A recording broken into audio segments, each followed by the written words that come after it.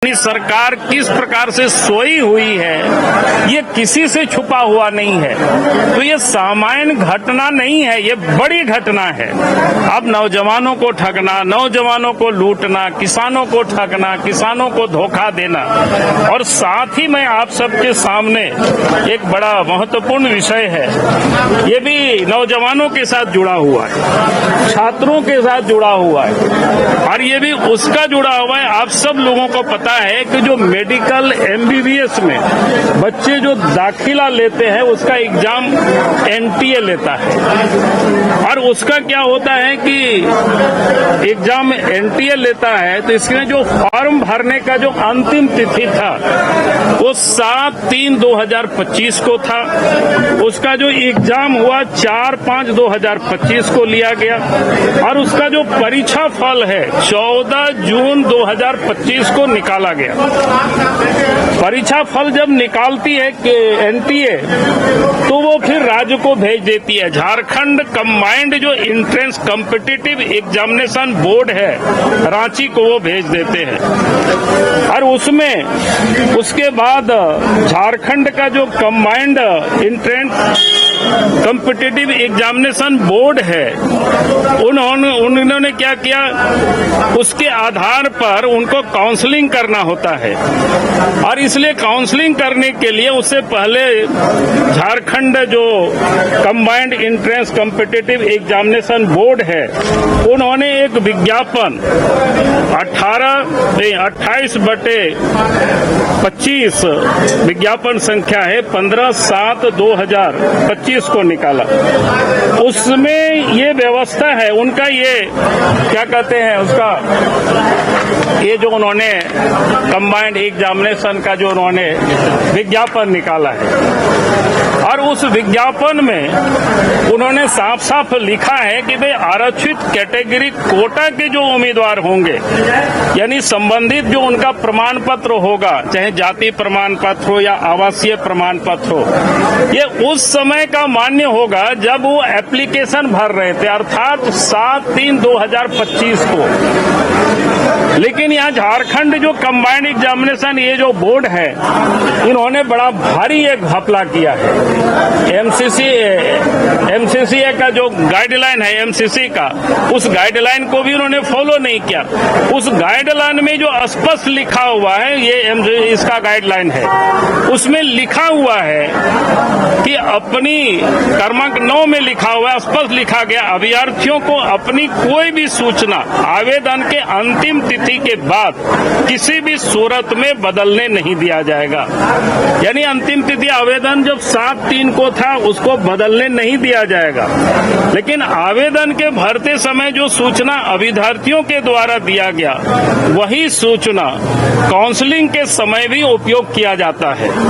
लेकिन क्या हुआ, यहाँ गड़बड़ी इन्होंने क्या किया, किस प्रकार से NTI का जो पोर्टल होता है उसको होना चाहिए था, जो झारखंड कंबाइंड कॉम्पिटिटिव जो एग्जामिनेशन बोर्ड था उनको NTI के पोर्टल और ये इस बोर्ड के पोर्टल से उनको लिंक करना चाहिए था, लेकिन इन्होंने जानबूझ करके लिंक नहीं किया ताकि लोगों को गड़बड़ करने का, यानी एक प्रकार से हम कह सकते हैं सुनियोजित तरीके से बच्चों की भविष्य को बर्बाद करने की ये पूरी प्लानिंग हुई।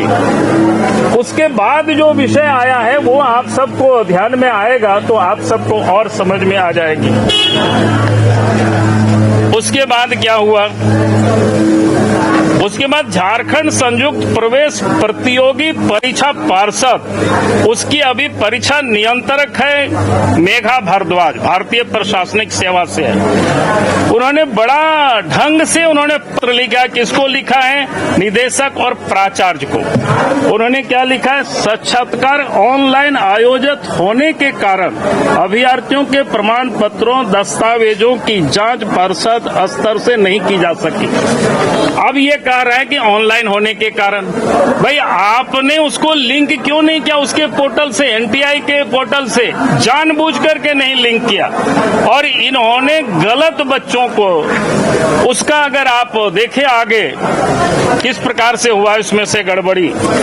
जैसे एक तो ये आशीष कुमार लड़का है, पुष्पम कुमारी उनकी बहन है, ये भी दोनों। अब ये 6 जुलाई को जाति प्रमाण पत्र बनाते हैं, निवास प्रमाण पत्र 24/7/2025 को बनाते हैं। पुष्पम कुमारी भी निवास प्रमाण पत्र जो उपलब्ध था, हमने जितना उपलब्ध कराया था 24/7/2025 को बनाए। ये अपने आप को साहेबगंज के कहते हैं, लेकिन वास्तविकता क्या है इसकी? अगर इसकी वास्तविकता क्या है, क्योंकि ये दोनों भाई बहन और उनके माता पिता दोनों कहाँ के, इन दोनों का हो गया ये एडमिशन रिम्स में, लेकिन इन दोनों की माता पिता का यहाँ पर अगर आप देखेंगे, क्या कहते हैं उसको, इन लोगों का ये आधार कार्ड है उनके पिताजी का और ये आधार कार्ड है उनके माताजी का। फिर 35 ये भागलपुर के दोनों।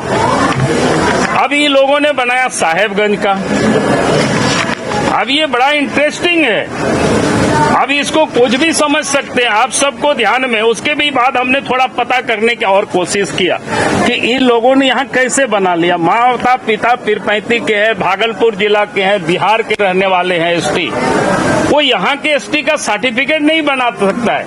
यहाँ की अगर स्थानीयता की प्रमाण पत्र उनको बनानी होगी तो 2016 में आप सबको ध्यान में होगा, जब इस प्रदेश में रघुवर दास जी मुख्यमंत्री थे, उन्होंने एक मेमोरेंडम नंबर है 3198, तारीख है 18/4/2016, उसके आधार पर यह किया गया है कि 2085 के पहले तक, यानी 2085 तक, 1985 तक जो यहाँ घर द्वार बना लिए हो, यहाँ स्कूल में पढ़ा हो, यानी वही झारखंड के नागरिक होंगे।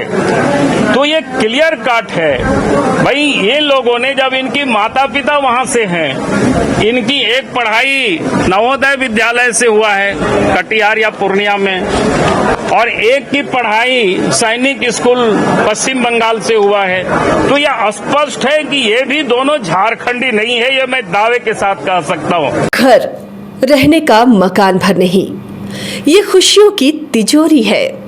दरवाजे पर दस्तक देता पड़ोस, खिड़कियों से उमड़ आता आसमां, तारों में उलझी ऐसी ना जाने कितनी दास्तां। कहती हैं चले डायमंड सिटी, एक सफर हम सफर के साथ अपने घर तक। Diamond city, life long bonding, 500 से ज्यादा खुशहाल डायमंड परिवार। जल्दी करें, सिर्फ 200 फ्लैट बाकी। आज ही बुक करें अपना आशियाना।